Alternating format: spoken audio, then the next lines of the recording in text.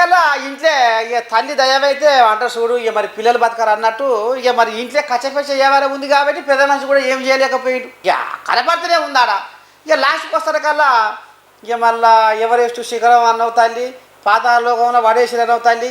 మరి ఎవరు ఈ కారకులు, ఎవరు చేసిరి? ఇటు మరి హరీశమయ్య ఉండే, అటు కేటీ రాములు ఉండే.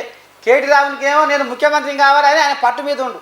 లేకపోతే మరి హరీశమయ్య ఈయన కేటీ రాములు నడవంగా వచ్చిండు పార్టీలకు. నేను మొట్టమొదటి కానించేది షాయర్ బిస్కుట్ అందించిన మా మామకు అనేది ఇప్పుడు ఆయన ఉండు.